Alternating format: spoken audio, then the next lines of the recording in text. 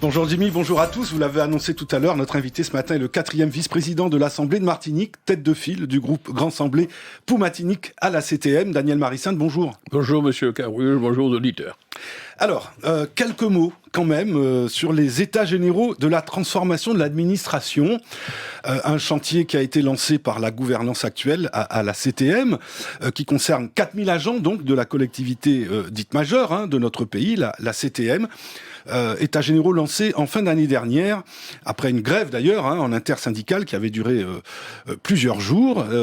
Et donc, ces états généraux ont pour objectif affiché, je veux dire, par la gouvernance majoritaire, de définir en concertation avec les agents, une feuille de route sur les chantiers à mener entre 2024 et 2030, avec cette finalité affichée, réaliser des gains d'efficacité. Bon, qu'en pensez-vous ? Vous, en tant que élu, c'est vrai. Voilà, ça concerne essentiellement l'administration. Mais que pensez-vous de cette initiative ? Je rappelle que la gestion du personnel, c'est la compétence exclusive du président du conseil exécutif. Nous n'avons pas été associés à cela. Moi, je vais simplement, comme chef de l'opposition, juger sur l'efficacité. Nous allons voir si les citoyens vont être satisfaits des services rendus. Pour le moment, ils ne le sont pas. En tout cas, les délais de paiement en particulier, beaucoup en souffrent, aussi bien les entreprises qui travaillent pour la CTM que pour toutes ces associations qui attendent vainement leur subvention, ou même les étudiants qui attendent leur bourse. Donc, nous allons juger sur l'efficacité. Chacun fait comme il veut. En tout cas, sur la mandature précédente, Alfred Marie-Jeanne, qui était le responsable du chef du personnel, avait fusionné deux personnels qui avaient une histoire différente. Et c'est là-dessus qu'on a travaillé. Et c'est long. Mais maintenant, j'espère que ces fameuses réunions où il y a beaucoup de communication vont arriver à fusionner le personnel définitivement et que ce sera plus efficace. On verra au résultat. Bon, en tout cas, vous, élus, vous n'êtes pas associés, notamment de l'opposition. Non, mais ça, c'est exclusivement le président du conseil exécutif. C'est la loi du 27 juillet 2011 qui le prévoit. Le chantier du réseau d'eau potable en Martinique, qui concerne en partie la CTM, qui a notamment sous sa gestion, sous sa administration, l'usine de production de Vivey au Lorrain. Alors, on peut considérer que vous êtes un élu quand même assez spécialiste de cette question. Daniel Marissinde, quel est votre regard, votre analyse générale sur ce qui s'est passé, ces produits, ces derniers jours, et dont les effets encore se ressentent actuellement, notamment avec ce qui s'est passé entre les communautés d'agglomération? J'espère que vous me permettrez de répondre sans m'interrompre. D'abord, je vais dire d'où je parle, puisque vous avez dit que je suis spécialiste. Pendant 30 ans, de 1974 à 2004, j'étais ingénieur en chef à la mairie de Fort-de-France, service technique, et j'ai eu à connaître un peu les questions de réseau d'eau. C'est vrai, il y avait un service des eaux qui est devenu après une régie autonome d'eau et d'assainissement, mais les services techniques de la ville, et je dirigeais les travaux, la direction des travaux, avait à sa connaissance. Voilà donc comment j'ai connu cette affaire. Ensuite, quand je suis devenu élu communautaire en 2014 jusqu'à 2020, j'étais élu communautaire du Lamentin, mais membre de la CACEM, j'ai souhaité être administrateur d'Odyssey, donc j'ai connu Odyssey de l'intérieur. Et puis en 2021, arrivé à la tête de la CTM, j'ai pris connaissance, effectivement, que la CTM, dans son héritage, venant du Conseil général, il y avait une usine de production d'eau à Vivey.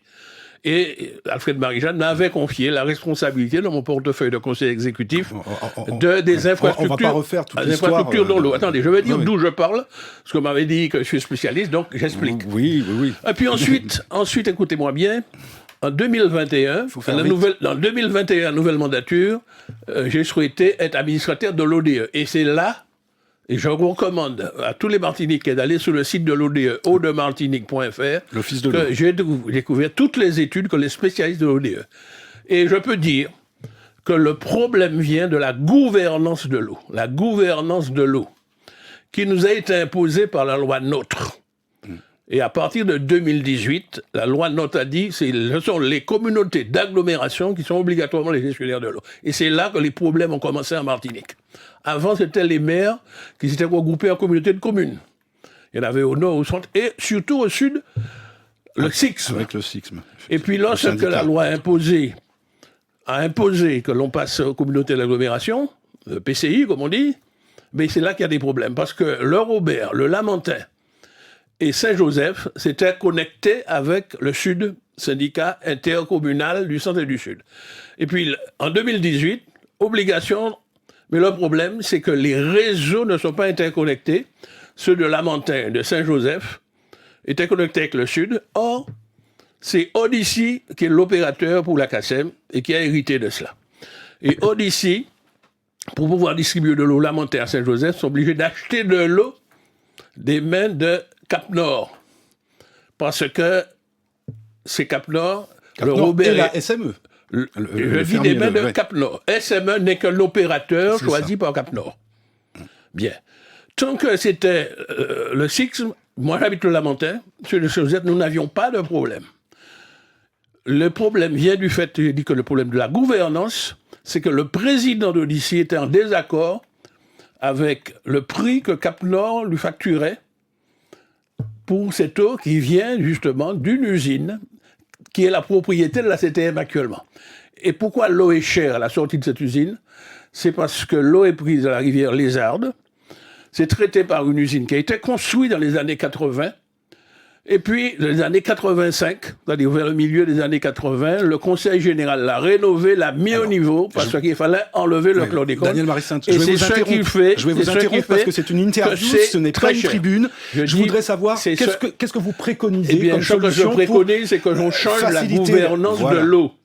Et que le conflit qui existe entre Odyssey et Cap-Nord, pour qu'il cesse, il faut qu'il y ait un seul opérateur, comme on a fait pour le transport.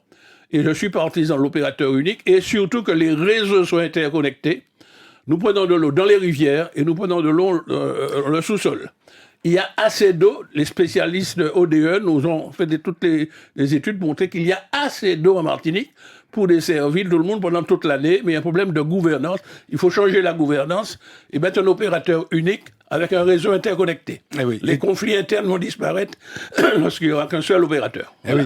Donc, mais ça signifie qu'il faudra que, effectivement, les communautés d'agglomération, la CTM... Non, ce qu'il faut, il faut simplement une loi, comme on l'a fait pour le transport, pour créer la structure. Malheureusement, les lois ne sont pas faites par les élus martiniquais jusqu'à présent. C'est le Parlement français qui fait les lois. Je ne sais pas pourquoi il tarde à faire les lois. On a des députés à l'Assemblée nationale. Non, c'est le Parlement français qui fait les lois à condition qu'on ait mis ça à l'ordre du jour. Ou bien que le Parlement habilite la CTM, comme on a fait pour le transport, habilite la CTM pour que l'on crée par la loi une gestion unique de l'eau, et comme ça tous les réseaux seront interconnectés et la solidarité entre ceux qui ont de l'eau dans le nord et le sud. On se demande pourquoi ça n'est pas encore fait. Mais parce que nous ne sommes pas autorisés à faire les lois. C'est pourquoi nous sommes partisans d'une évolution institutionnelle pour que nous ayons un pouvoir législatif pour faire les lois qui nous concernent. Bon, la transition est toute trouvée pour parler de ce qui se passe en Kanaki, puisque vous avez pris position. Mais avant de passer à ce dernier thème de notre interview, Daniel Marie-Sainte, je signale que demain soir, justement, à propos de l'eau, il y aura un forum citoyen qui est proposé, donc notamment par le Lamentin La Relève, et Fabrice Dunon, son leader, dont vous êtes proche, on le sait, invite donc à un forum citoyen sur la gestion de l'eau en Martinique. Ce sera de 19h à 21h demain soir au centre culturel du bourg du Lamentin. Alors, je précise que Fabrice Dunon est conseiller communautaire du Lamentin, il est conseiller municipal, c'est un allié politique. Oui, c'est ça. Il est dans le Grand Assemblée et il a souhaité que je participe à côté d'autres personnalités. Oui, c'est pour ça que je disais que c'est un proche politique de vous. C'est un allié, il est dans le Grand Assemblée pour Martinique. Son parti est dans le Grand Assemblée pour Martinique. Donc, permettez que je cite les intervenants annoncés. Yvon Paquette, le président d'Odyssey, avec vous à côté, on vous annonce tous les deux. Daniel Marie-Sainte, vice-président de l'Assemblée de Martinique. Il y aura l'Office de l'eau. Et puis l'ADUM, l'Association de défense des usagers de l'eau de la Martinique. C'est moi qui ai souhaité qu'il y ait l'Office de l'eau pour qu'on ait un point de vue technique et scientifique. Objectif. Voilà, donc ce sera demain de 19h à 21h. D'ailleurs, on en profite pour signaler, Jimmy, que la présidente de l'association de défense des usagers de l'eau, l'ADUM, donc en Martinique, Madame Yerso, sera notre invitée demain matin, justement, et elle pourra nous faire une restitution partielle de cette réunion qui aura lieu donc la soirée de demain. C'est très bien, enfin, que les usagers s'organisent. Il faut qu'ils s'organisent sur tout le territoire. Il n'y a pas suffisamment d'associations d'usagers. On a 1 minute 30 pour que vous donniez votre avis sur la situation explosive en Kanaki, avec d'autres organisations patriotes martiniquaises. Vous vous êtes déclaré évidemment solidaire du peuple kanak, exclusivement, singulièrement, parce qu'il n'y a pas que les Kanaks en Kanaki. Actuellement. D'abord, ça ne vous a pas échappé, mais en tout cas, on ne l'a pas dit sur vos antennes. D'abord, Alfred Marie-Jeanne, depuis le 16 mai, a signé au nom du MIM, parce que je suis également secrétaire national du MIM, un communiqué de soutien à la Kanaki. Et de tout temps, nous avons toujours soutenu le peuple kanak, et nous avons même eu l'occasion de faire réunion, la conférence des dernières colonies, aux côtés de la FNNKS. Il y a une nouvelle menace, selon vous, envers cette population, mais absolument, parce que le président de la République française, M. Macron, a allumé la mèche. Il n'a pas respecté le peuple de Kanaki. Alors le peuple est composé, et c'était la volonté des Kanaks, à la fois le peuple premier qui était là, mais ceux qui l'ont appelé les victimes de l'histoire, puisque les premiers Européens qui sont arrivés là, c'était les Bagnards et leurs descendants, a été reconnu par les Kanaks comme faisant partie du peuple Kanaki Nouvelle-Calédonie. Et on avait arrêté le corps électoral, et je ne sais pas, par ignorance peut-être de l'histoire, le président de la République française a voulu dégeler, alors que, suivant les principes de l'ONU, c'est le peuple colonisé qui doit s'autodéterminer. Puisque la Kanaki est inscrite dans la liste des pays à décoloniser, et nous souhaitons que la Martinique soit réinscrite par le comité de décolonisation de l'ONU dans la liste des pays à décoloniser, parce que nous sommes encore une colonie. Voilà, donc aux côtés de la Kanaki. Merci Absolument, Daniel. nous sommes solidaires du peuple kanak. Merci, et il faut que les Français dégagent. Merci, bonne journée à toutes et à tous.